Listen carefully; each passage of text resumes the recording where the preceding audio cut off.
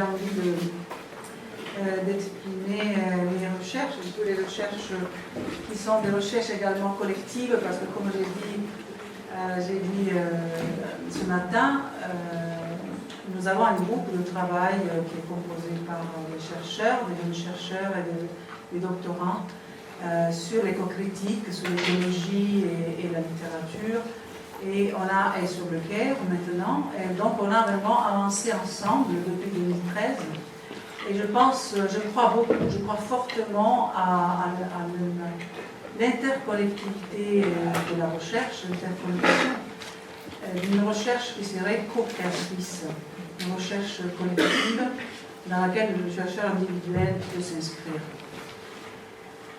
Alors, voilà, le CAIR Éducation pour une métamorphose de l'esprit. Mon discours s'insère vraiment dans la continuité par rapport à ce qu'a dit Gina Mortal ce matin et ce qu'ont dit également Nathalie, Fabienne, Marianne et Vincent, puisqu'on est dans une perspective de métamorphose, de transformation. On n'est pas là pour faire un constat, on est là pour changer, pour se changer, pour changer aussi notre environnement autour de nous. Donc c'est vraiment l'idée de la transformation. Vincent tout à l'heure a été du flux. Alors, je suis très contente parce que je me reconnais parfaitement dans cette vision de la conscience comme un flux et de cette transformation continuelle de l'esprit qui nous caractérise vraiment. Alors, Marc est en classe, vous avez une photo derrière, il montre des signes de souffrance. Bon, c'est Marc, on appelait comme ça un étudiant, ce n'est pas le vrai nom. Alors, qu'est-ce qui se passe? Il montre des signes de souffrance et une enseignante en réunion réagit en disant « Que fait-il en cours ?» qui s'inscrivent en enseignement à distance. Pour Marc, les cours sont sa bouée de sauvetage. Il a la possibilité d'apprendre, de vivre avec les autres, de cultiver des relations malgré les effets des médicaments qu'il doit prendre pour sa dépression et ses crises de panique. Est-ce que vous connaissez quelqu'un dans votre entourage qui a fait récemment un burn-out? Je pense qu'il y en a. Il y en a beaucoup, et même dans mon entourage, il y en a de plus en plus. Marine est étudiante en médecine, interne de dermatologie à Paris. Elle se suicide le 25 janvier 2018.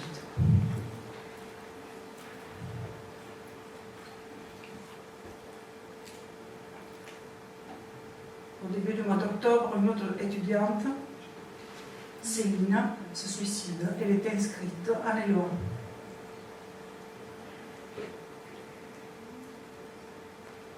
Il y a Pierre Aman, qui est interne lui aussi des médecins, des étudiants en médecine, qui a dit « C'est devenu une habitude pour nous, jeunes médecins en formation, d'apprendre le suicide des confrères, d'une consoeur, de nos collègues médicaux, paramédicaux, dont l'encadrement des risques psychosociaux n'est pas à la hauteur. » Donc c'est vrai que le suicide des étudiants en médecine, particulièrement des internes, est très très important au niveau quantitatif. Il est temps donc de dépasser les tabous, d'oser en parler dans les hôpitaux, les lycées, les collèges, les universités. Parce qu'on ne nomme pas ces choses-là. On dit des circonstances dramatiques, mais on ne pose pas le mot suicide. Il y a une souffrance des jeunes, il y a de la dépression, nous sommes là bien placés pour le savoir, nous sommes enseignants. Il y a de plus en plus de crises de panique qu'on vérifie dans nos cours également, dans les étudiants qui suivent nos cours. Nous dénoncent des crises de panique. Il y a des violences, des tentatives de suicide. Tous les ans, dans une classe, nous avons des tentatives de suicide, on ne va pas le cacher. Et on n'est pas une exception, ni en France, ni dans le monde. En France, il y a un suicide par heure, voire plus. 10 000 personnes mettent fin à leur jour par rapport à l'Observatoire national du suicide, 600 suicides par an de ceux qui ont moins de 25 ans. C'est quelque chose de planétaire. Depuis 2016, des vagues de suicides chez les jeunes aux États-Unis, en Tunisie, Sondes me parlait d'une vague de suicides importante d'adolescents qui se sont suicidés pour ne pas gréver, ne pas peser sur le budget de leurs parents. En Inde également, surtout pour la pression dans les universités. Aux USA, à Palo Alto, juste à côté de Facebook et de Google, ils ont mis des caméras sur les rails. parce qu'il y a tellement de suicides de jeunes, justement. C'est incroyable, et parce que les familles ont des exigences très fortes par rapport à la formation des jeunes, et demandent un très haut niveau, et les jeunes craquent, justement. Ils n'arrivent pas à tenir ce rythme de formation, et préfèrent se suicider. Alors, il y a beaucoup de chercheurs dans le monde qui commencent à se fédérer autour de ces problèmes, des chercheurs en éducation, des psychologues, des neurologues, différents types de chercheurs. Et certains chercheurs ont démontré que le souci des autres et l'action de prendre soin génèrent un bienfait sur notre nerf pneumogastrique qui gouverne le rythme cardiaque. Gaëlle Desbordes, chercheuse française aux États-Unis en neurosciences, elle a trouvé que les effets sur notre santé de la compassion active, du care, étaient extrêmement positifs. Il y a quelque chose, les psychologues et les chercheurs dénoncent aussi quelque chose qui découle de la révolution numérique. Avec la révolution numérique, il y a moins de contact entre les humains, moins d'interactions directes et augmentation des cas de dépression. Les dépressions et le stress sont les maladies que l'OMS, l'Organisation mondiale de la santé, a annoncé que ces maladies seraient les plus répandues au XXIe siècle. Il y a effectivement l'importance de créer son propre sens, la nécessité de se libérer de l'obsession de la performance qui peut parfois conduire à des cas désespérés, des gestes désespérés. Il y a aussi ce que Luigi Montali a appelé un peu les limites du care, c'est-à-dire à certains moments, on ne peut plus faire face si on est mal soi-même. Donc il faut, comme vous avez dit tout à l'heure, prendre soin de soi-même pour pouvoir prendre soin des autres. Les enseignants, c'est un métier du care. Pascal Chabot a écrit un livre, Global Burnout, en 2013. Les premiers secteurs à souffrir de burn-out sont justement les métiers du care, les enseignants, les personnels hospitaliers, les thérapeutes. Il faut vraiment exercer cette activité de care, de soin, de prendre soin de soi-même et commencer vraiment à s'engager dans une perspective d'entraînement de l'esprit. Donc, je disais tout à l'heure, au-delà d'un constat, on a constaté la situation de souffrance d'une partie de la jeunesse, mais on doit constater également qu'on peut changer cette situation et surtout on peut commencer par changer soi-même. Nous pouvons nous entraîner à générer de la compassion envers nous-mêmes afin de prendre soin de notre corps et de notre esprit. Tout à l'heure, Marianne et Vincent ont pris soin de notre corps et de notre esprit aussi à travers cette belle séance de méditation. S'entraîner avec un programme de méditation, c'est une possible voie pour prendre soin de son esprit. Et il y a des programmes de méditation basés sur la bienveillance. Comprendre les concepts ne suffit pas. Il est nécessaire de faire descendre la conscience dans le corps souffrant, à travers la méditation, renforcer la conscience, et je parle du mot anglais awareness et du mot italien consapevolezza, qui n'est pas exactement le mot conscience, c'est-à-dire cette conscience de focaliser justement sur les actes, sur les gestes, sur les pensées. Donc renforcer la conscience du manque de compassion avec nous-mêmes afin de stabiliser notre esprit. Plusieurs universités dans le monde ont déjà institué un programme de méditation fondé sur la bienveillance. L'université de Montréal, McGill University, l'université de Emory en Atlanta, l'université de Berkeley, Stanford University, où il existe une association très importante qui s'appelle CCARE. C'est une association qui dépend de la faculté de médecine et peut-être un jour aussi à Montpellier. De nouvelles technologies s'appliquent ou se mettent en relation aujourd'hui avec des anciennes sagesses. L'ancienne sagesse, c'est quand même un phénomène étonnant qui a une portée planétaire. Il y a de plus en plus de connaissances sur le cerveau. Par exemple, les ondes cérébrales sur lesquelles enquête David Richard Davidson sont une découverte relativement récente et surtout incertitude d'ondes cérébrales comme les ondes gamma. Il y a des recherches de plus en plus approfondies sur le fonctionnement de la conscience. Je citais tout à l'heure Richard Davidson, qui est à Madison, à la Wisconsin University. Tania Singer, qui est la directrice du Max Planck Institute à Leipzig.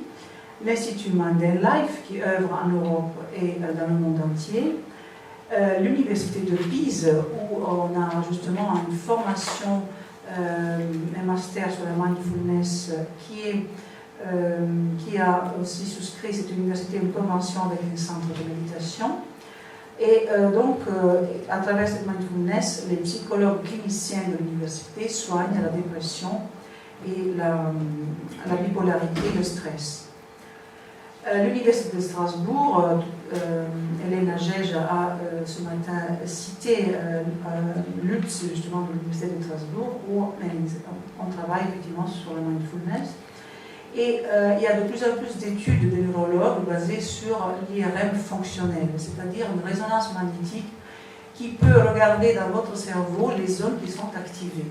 Et c'est vraiment étonnant. Étonnant, les centres de notre cerveau qui sont activés quand on fait des gestes de care, de compassion, de bonté en action, ou quand sont excités justement par l'empathie ou par le stress. Donc il y a une modification anatomique du cerveau, ça a été acté par l'imagerie médicale. Les actions de soins qui sont inspirées par la bienveillance ont le pouvoir de libérer des endorphines, de l'ocytocine, c'est-à-dire des substances qui produisent une réduction des inflammations dans le corps et activent les centres de récompense du cerveau. Par exemple, le bénévolat ralentit le vieillissement. C'est des études scientifiques qui ont été menées sur des échantillons de population, mais il y a aussi d'autres types d'études. Par exemple, dans une maison de repos, il y a des infirmiers qui ont dit « Vous, madame, vous prenez soin de cette plante. Et vous, ce sera le personnel de la maison de repos qui va arroser la plante. » En l'espace de 5 ans, les personnes âgées qui prenaient soin de la plante dans leur chambre ont eu 14% en moins de mortalité que les personnes qui ne s'occupaient pas de la plante. Donc l'action de care peut se limiter à un simple geste quotidien, mais qui nous fait du bien. Et ça a été prouvé, et de plus en plus, les chercheurs en neurosciences et les médecins, mais même les généticiens, travaillent sur cette question. Alors on va effectivement essayer de relier le corps et l'esprit. Il y a un colloque récent auquel nous avons participé, moi et Marianne, récemment à Rotterdam, qui justement était basé l'éducation du corps, du cœur et de l'esprit. Très intéressant aussi. Afin de prendre soin de soi-même et des étudiants ou des élèves montrant les signes d'une grande souffrance, il faudrait effectivement s'initier à un autre groupe, un autre type d'enseignement qui est fondé sur la connaissance des émotions. Concevoir des cours où l'intelligence émotionnelle est aussi importante que l'intelligence pure. Et là aussi, Daniel Goleman prouve à travers son livre L'intelligence émotionnelle que les taux de réussite dans la société des étudiants qui ont des diplômés qui ont l'intelligence émotionnelle sont plus importants que les taux de réussite de ceux qui sont les premiers de la classe. Et selon, il y a donc, on va développer un programme de formation des enseignants à l'éducation émotionnelle qui sera prochainement, j'espère, proposé à l'Université de Montpellier 3. Selon Thupten Jinpa, il faut un cœur intrépide, j'aime beaucoup ce mot, intrépide, pour savoir recevoir, offrir de la bonté et pratiquer une éthique du cœur à l'ère de l'anxiété. Alors, des collègues de la Emory University ont conçu un programme d'éducation émotionnelle des enseignants, des formateurs. Marianne a fait référence tout à l'heure, le Social Emotional Ethical Learning. Et donc c'est vraiment un centre intéressant où on essaie de changer la manière de former les enseignants et le regard qu'ils ont sur les étudiants, sur les élèves. Là, vous avez le schéma qui a été conçu par Lobsang Tenzin Negri. Attention donc à soi-même, attention à la relation interpersonnelle et apprécier l'interdépendance. compassion envers soi-même, compassion pour les autres, et reconnaître la commune humanité. Ensuite, un engagement pro-social, donc une régulation aussi de ses propres émotions, une relation, des outils qui nous aident dans les relations, et ensuite, véritablement, la création de projets de type, disons, des projets étudiants, des projets de l'ordre social, humanitaire, des projets qui tiennent, on pourrait dire, qui dépendent d'un engagement global. Alors, il y a un total manque de connaissance du fonctionnement de notre esprit. C'est un peu comme quand on conduit notre voiture. Je ne saurais pas vous dire quelle pièce je dois changer s'il tombe en panne. En tout cas, nous, on fonctionne un peu en pilote automatique, mais on ne sait pas ce qui se passe vraiment en nous. Alors, il faut effectivement tourner le regard envers nous-mêmes, à l'intérieur, nommer les émotions, essayer de prendre du recul, de renforcer la confiance en soi et dans les autres, et surtout enraciner l'esprit dans le corps, observer nos pensées, transformer la peur. Et pour faire tout ça, il faut vraiment comprendre l'expérience de l'entraînement. Entraînement qui va amener à transformer notre esprit. Alors, il existe aujourd'hui le développement des sciences contemplatives. Qu'est-ce que c'est les sciences contemplatives? C'est des sciences qui étudient effectivement les effets de la contemplation, de la méditation, de la concentration, de la bienveillance sur notre cerveau, sur notre corps, pas seulement sur le cerveau, mais aussi au niveau de notre ADN, au niveau du cerveau, au niveau de l'amygdale, au niveau de l'insula, donc des zones particulières du cerveau qui peuvent être totalement modifiées grâce à l'entraînement de l'esprit. Alors, qu'est-ce que cette compassion dont on a parlé aujourd'hui? Quelqu'un aujourd'hui a dit compassion, pitié. Bon, ça n'a rien à voir avec la pitié. Hein. Ça n'a rien à voir avec la pitié. L'empathie, c'est une réaction émotionnelle et une compréhension cognitive. Nous verrons comment elle se déclenche cette empathie. La compassion, selon Thubten Jinpa, dans un livre que je vous conseille vraiment de lire, N'ayons plus peur. La compassion est ce qui permet à notre réaction d'empathie de se manifester sous forme de bonté en action. Alors, pour nous, le care est cette bonté en action qui donne du sens à notre être au monde.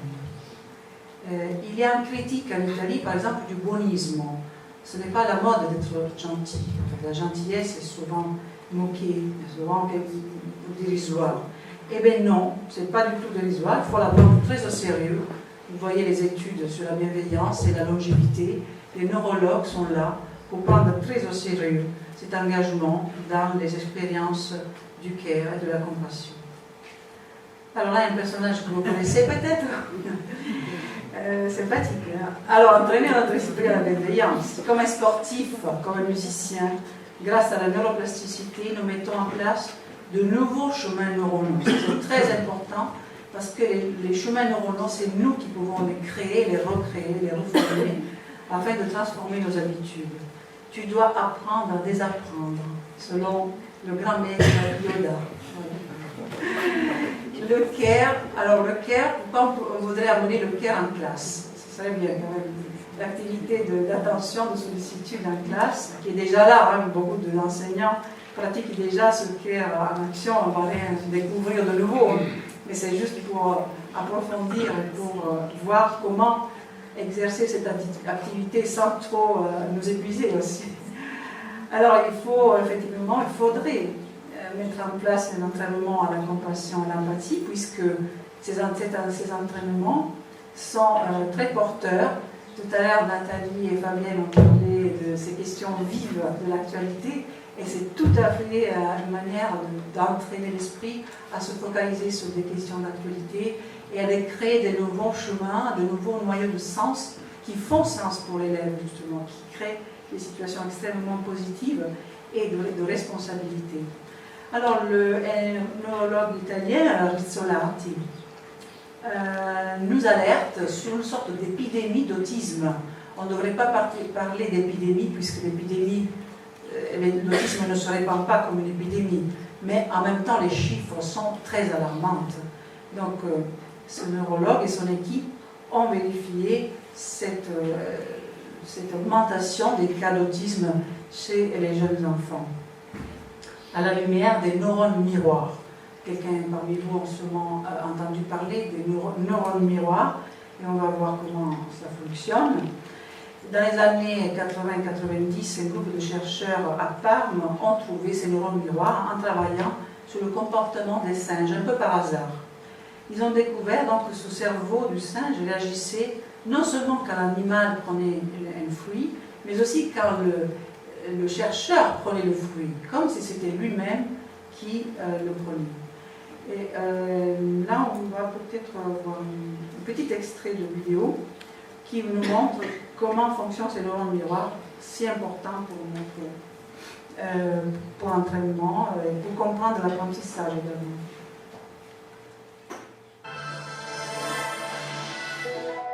Avoir de l'empathie, se mettre à la place de l'autre, s'émouvoir à la vue de son prochain qui est transporté de joie ou assailli de tristesse. Ce sont toutes des facultés que l'on connaît bien, mais qu'est-ce qui les rend possibles? Des chercheurs ont découvert que ce sont des neurones bien particuliers au cœur de notre cerveau.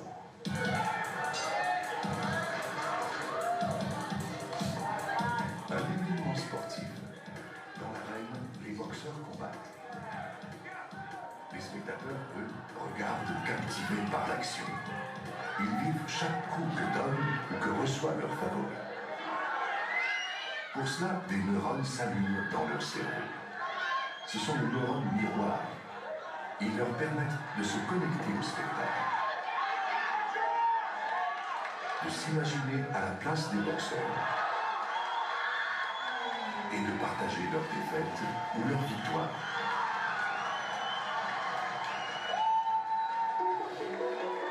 Ces neurones bien spéciaux ont été découverts par hasard en Italie. Des chercheurs étudiaient les neurones moteurs responsables d'un geste très simple chez les singes, la prise d'une cacahuète. Lorsque le singe prenait la cacahuète, les neurones s'activaient et l'afflux nerveux produisait un bruit. Un jour, un chercheur a pris une cacahuète alors que le singe immobile regardait. Le bruit s'est fait entendre. Les neurones qui s'allumaient lorsque le singe faisait le geste s'allumaient aussi lorsque le singe observait quelqu'un faire le geste. Un neurone, deux fonctions. On venait de découvrir les neurones miroirs, une importante découverte en neurosciences. Ce qui est vrai pour le singe l'est aussi pour l'humain. Quand nous observons quelqu'un faire un geste, notre cerveau... Et voilà, donc là, nous avons eu donc un aperçu du fonctionnement des neurones miroirs.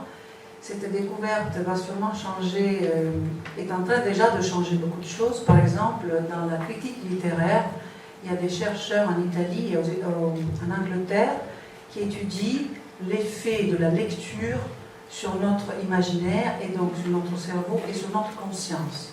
Le fait d'imaginer un paysage, d'imaginer une situation, imaginer une histoire peut-être violente ou pas violente.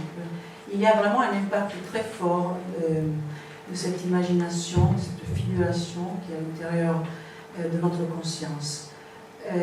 Mais aussi des critiques cinématographiques également. Quand nous allons au cinéma et nous regardons des scènes de violence, notre cœur bat pour de vrai.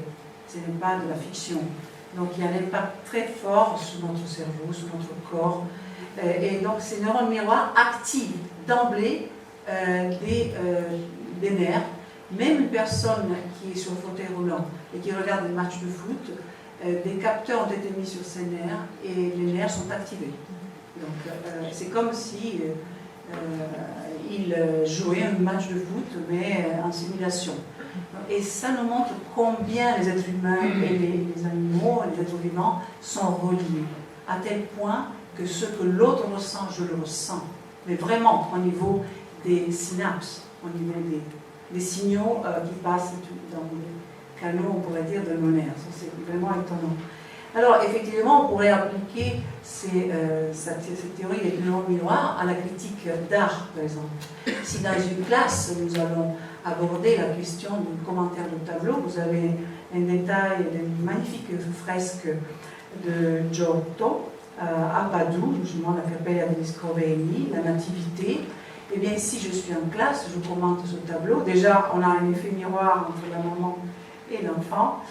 Et en plus, cette scène va effectivement déclencher en nous, et ça a été prouvé, je disais même par des expériences d'IRM fonctionnelles, à travers des scènes de compassion, des scènes d'amour ou des scènes de violence, totalement, notre cerveau active des zones justement de stress, l'amygdale, ou des zones de récompense et de réconfort. Et donc des tableaux, le choix d'un tableau, ou le choix aussi d'un ouvrage littéraire, peut déclencher ou engager déjà des processus dans le public qui vont changer la manière de ressentir. Et aussi les chemins neuronaux aussi vont se reconstituer en fonction de l'ouvrage que nous allons analyser. Alors effectivement, on peut cultiver le care aussi à travers la littérature. Ici, il y a Sondes Ben Abdallah qui parlera demain et qui travaille justement sur cette thématique très importante du care, cette activité de soin qu'on peut retrouver dans nos textes littéraires, dans les personnages, dans le comportement de certains personnages, et qui vont déclencher en nous, en tant que lecteurs, en tant qu'interprètes, vont déclencher en nous des émotions, et aussi toute cette partie d'imaginaire qui fait partie de nous, en fait, qui fait partie de notre conscience. Alors imaginez, je citerai l'expérience d'une collègue qui enseigne à Nîmes, Marilyn. Elle a proposé à ses étudiants de commenter la Divine Comédie. Nel mezzo del cammino di nostra vita mi ritrovai per una sedia oscura, che la diritta via era smarrita. Au milieu du chemin de notre vie, je me retrouvai par une forêt obscure, car la voie droite était perdue. Et donc, elle a posé la question, au lieu de dire, faites-moi l'analyse simplement des figures de rhétorique dans ces vers, elle a dit, est-ce que vous avez jamais ressenti ce sentiment d'égarement? Est-ce que vous pouvez parler, par exemple, dans un récit, par rapport au vers de Dante, est-ce que ça a provoqué en vous quelque chose, a fait résonner en vous quelque chose? C'est déjà là, et je remercie beaucoup Marilyn pour cet exemple, c'est déjà là d'une activité dans une classe, ou dans une classe non seulement de lycée mais d'université, comment on peut travailler les émotions à partir de la littérature. C'est très important parce que nous avons plein d'exemples. Alors, ici, il y a Flaviano, peut-être, oui. Flaviano est là. Alors, Flaviano va communiquer l'histoire d'une notre ancienne étudiante, Myriam. Myriam est à Rome. Et elle a suivi justement les cours de Flaviano Pisanelli sur la littérature migrante. Elle a beaucoup analysé les poèmes des poètes migrants en Italie. Et voilà, aujourd'hui, cette pratique d'interprétation des textes a permis de faire d'elle une volontaire, une bénévole de l'association Baobab Expérience à Rome. Elle est là, la télé l'a interviewée, une chaîne, le journal l'a interviewée parce que récemment, il y a eu justement le démantèlement d'un camp de migrants à Rome. Elle était là, sur le terrain, comme souvent. Elle est là pour aider les migrants. Et alors là, pourquoi je vous parle de ce comportement? Parce que le comportement du care, dans son cas, dérive non seulement de son penchant naturel, mais aussi du fait qu'en classe, pendant des années, elle a travaillé sur la littérature migrante, qui a permis d'enlever la barrière entre elle et une autre culture. On pourrait dire que ce travail sur la littérature migrante a vraiment permis de développer en elle non seulement la compassion, mais l'équanimité et une intelligence aussi émotionnelle et une intelligence des situations. Donc voilà comment le travail sur l'interprétation des textes peut aller très loin dans la conscience et aussi dans l'éthique et dans la passion du sens que l'étudiant va mettre en place. Parce que chaque être humain, chaque animal a la passion du sens, comme dit Francisco Varela. Je suis très contente d'accueillir une chercheuse du Venezuela aujourd'hui, parce que nous aimons énormément les travaux de Francisco Varela sur l'inaction, et Francisco Varela aussi a dû partir en catastrophe du Chili pour des raisons politiques. Alors le care et le cinéma, c'est Jean-Claude qui nous en parlera demain. Nous avons mis en place avec les étudiants de licence une analyse du film de Faenza et du roman Mariana Ocria, qui met justement en évidence les gestes du Caire. Une sourd-muette sicilienne qui arrive à s'affranchir de sa situation désespérée. Elle a subi un grave traumatisme physique, un viol, mais elle arrive quand même à dépasser ce traumatisme à travers des gestes d'un genre de soin de soi-même et du soin des autres. Donc c'est un moment important de transformation. Et un film tout récent, c'est-à-dire qu'il n'est pas encore sorti dans les salles, mais nous avons eu la chance de voir en avant-première à Montpellier, Les Invisibles, que je vous conseille vivement. C'est un film de Louis-Julien Petit, tourné autour des femmes SDF qui sont accueillies dans un centre. Alors la grande interrogation du réalisateur, qui prend soin des soignants, qui prend soin des plus démunis, et comment changer son regard. Parce que, comme dit le réalisateur qui a vécu avec ces femmes SDF en les filmant, il dit, ces femmes, elles veulent seulement une chose, changer de regard. Elles ne veulent même pas notre aumône ou notre aide matérielle, mais elles veulent un regard différent sur ces personnes. Un film peut contribuer à changer le regard et donc à enclencher des activités justement de care, de prendre soin. Okay. Alors voilà, on a parlé aujourd'hui des bienfaits du récit. Merci beaucoup Fabienne et Nathalie, parce que c'est vraiment un véritable engouement autour du récit en ce moment. Du côté des chercheurs en littérature, du côté de la politique cognitive, et en Italie, comme aux États-Unis, comme en Angleterre, il y a tout un pan de chercheurs qui travaillent sur la politique cognitive et sur la politique qui prend en charge justement les émotions a travers le récit, perché le storie ci aiutano a vivere, la letteratura necessaria di Michele Comita, et Casa dei Biologia e Letteratura. C'est en travaillant justement sur biologie et littérature, sur écologie et littérature, que j'ai découvert justement le rôle des neurones miroirs dans la critique littéraire. Et ce rapprochement entre le BIOS et l'analyse des textes littéraires et l'impact qu'ils ont justement sur le lecteur sera sûrement très porteur à l'avenir. L'art et la littérature, donc, non seulement développent certaines émotions, mais nous aident vraiment à faire surgir des noyaux de sens. Des noyaux de sens qui sont essentiels, je dirais même, comme une stratégie de survie. On parle des noyaux de sens qui émergent des fresques de la grotte de Lascaux, mais on peut parler des noyaux de sens qui émergent des romans contemporains ou des essais. Alors, pour Jung, par exemple, le récit mythique a un rôle extrêmement important dans la construction de la personnalité.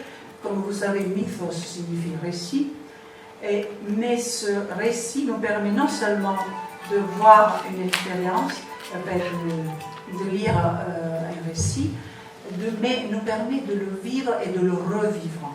C'est très important. Et parfois, les études purement scientifiques ne nous permettent pas de revivre un phénomène. Mais le théâtre, le cinéma, le roman, la poésie nous permet justement, et le récit mythique nous permet de revivre l'expérience avec tout notre corps et tout notre esprit. Transformer notre esprit, donc, alors on a parlé aujourd'hui de Florilège, les ateliers d'écriture de Marie Bola et de Frédéric Miquel. Vous avez vu quel beau florilège d'écriture, le livre qui est le livre collectif des élèves de notre académie, des étudiants et même du monde entier, est à votre disposition, vous pouvez le prendre, mais voilà comment on peut transformer les consciences dans la classe des étudiants à travers le récit. Et ce n'est pas le cas de notre académie, ce n'est pas seulement nous, mais aussi, je découvre à Berkeley, la Mindful Literacy qui a mis en place dans l'université de Berkeley pour dépasser justement des situations extrêmement traumatiques, par exemple des élèves ou des étudiants. Alors, il faut vraiment faire un travail pour orienter l'esprit vers le cœur et l'équanimité.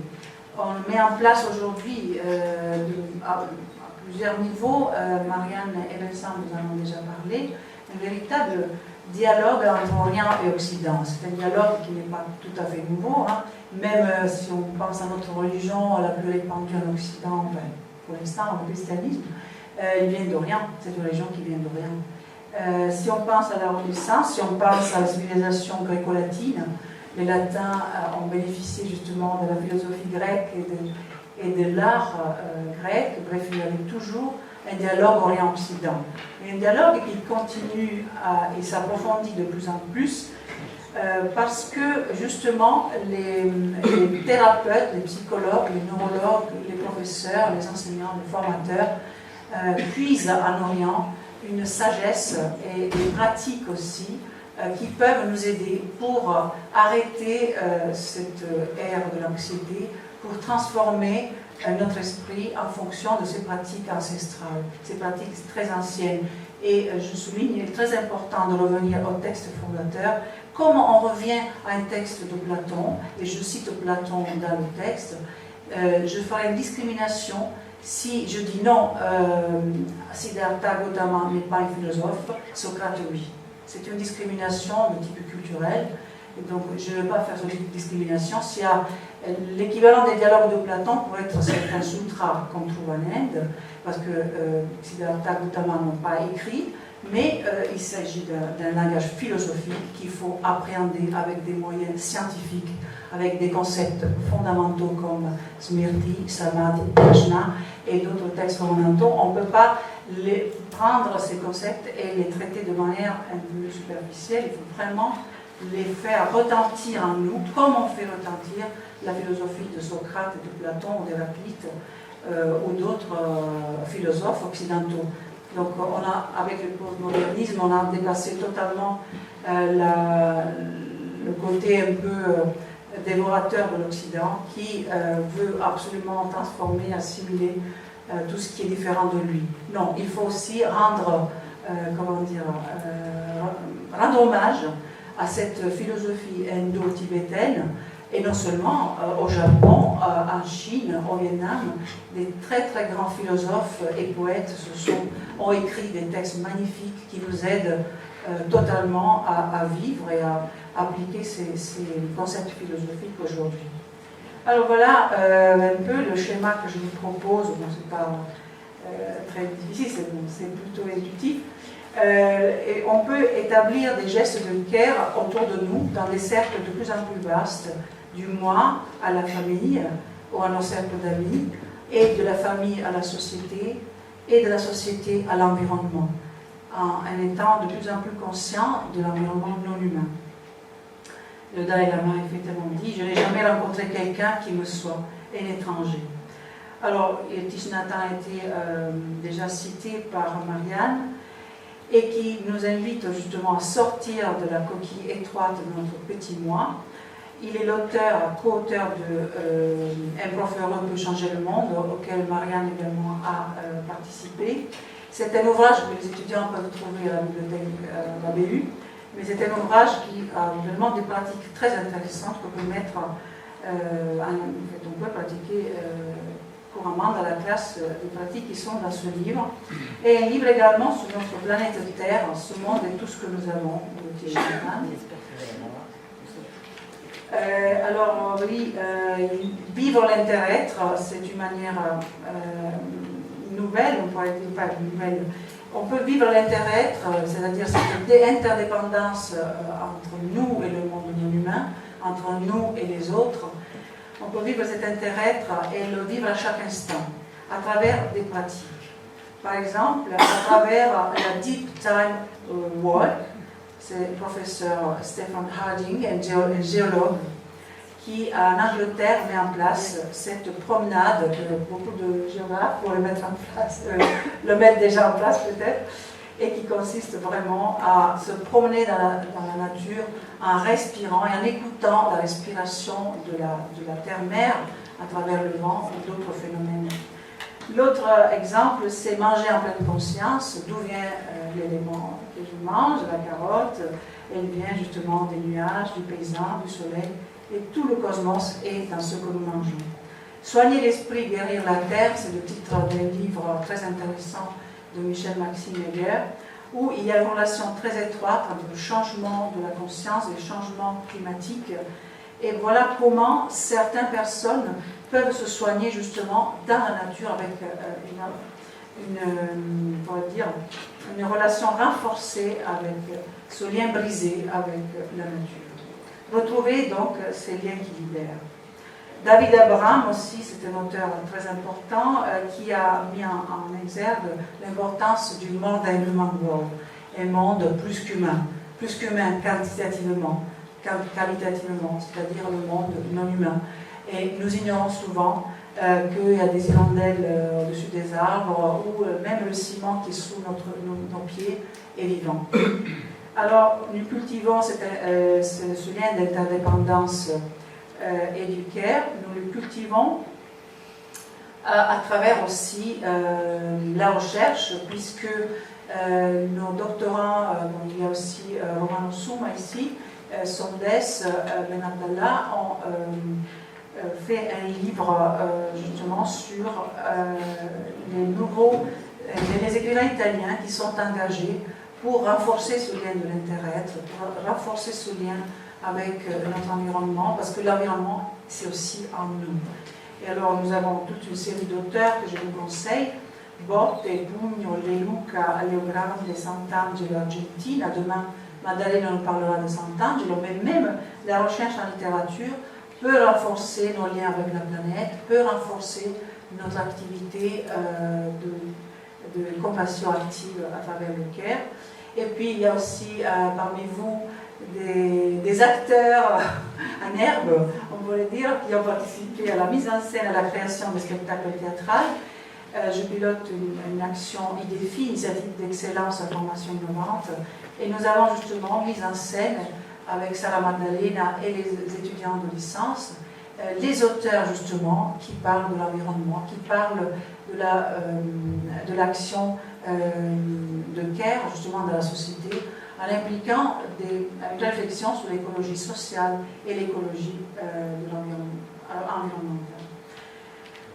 Donc l'éco-critique, c'est un groupe qu'on a constitué, j'en ai parlé ce matin, et c'est un groupe qui travaille activement sur les relations entre l'écriture littéraire et l'écologie, et des relations de plus en plus importantes, puisque un prix littéraire vient d'être décerné en France, le premier prix littéraire du roman écologique. Alors, vous voyez, même en France, non seulement aux États-Unis, mais dans d'autres, mais même en France, l'écologie commence vraiment à prendre son rôle central aussi dans le monde littéraire, dans le monde de la recherche. Il y a 5 ans, je disais, la thèse de Sondes paraissait très étrange sur l'écoféminisme, mais aujourd'hui, non. Voilà, c'est seulement 5 ans qui nous séparent du moment où elle s'inscrit en thèse. Et donc, elle pourra enfin soutenir, et là, on aura un jury peut-être qui comprend un peu mieux, je veux dire, ces nouveaux enjeux dans la recherche actuelle. Et je reste sur mon modérateur, j'ai terminé. Alors, il y a aussi le care des institutions, parce qu'il est vrai que dans une classe de 30 élèves ou de 40 élèves, on a beau pratiquer le care, mais à la fin, on est complètement épuisé quand on rentre à la maison. Donc, il est très important que l'action individuelle de care soit couplée avec une action collective, prendre soin des institutions. Luigina Mortari l'a rappelé ce matin avec les dialogues de Breton. Prendre care des institutions est totalement important lorsque, surtout, on assiste à la diminution des postes, 1800 postes en moins cette année à l'éducation nationale, 1142 postes en moins à l'université. Donc il faut vraiment faire attention à ne pas perdre ce que nous avons et à garantir que le care soit exercé dans des conditions humaines, physiquement soutenables aussi. Parce que sinon on va tous être épuisés. Et alors la dernière diapo, rien n'est plus puissant qu'une idée dont l'heure est venue. Eh bien oui, laissons-nous emporter par cette vague du care. J'espère justement que ce colloque puisse créer une véritable interconnexion entre les chercheurs et les étudiants ici présents, parce que c'est vraiment nécessaire aujourd'hui de non seulement avoir le care des institutions, mais avoir le care de nous-mêmes et d'autrui. Merci pour votre attention.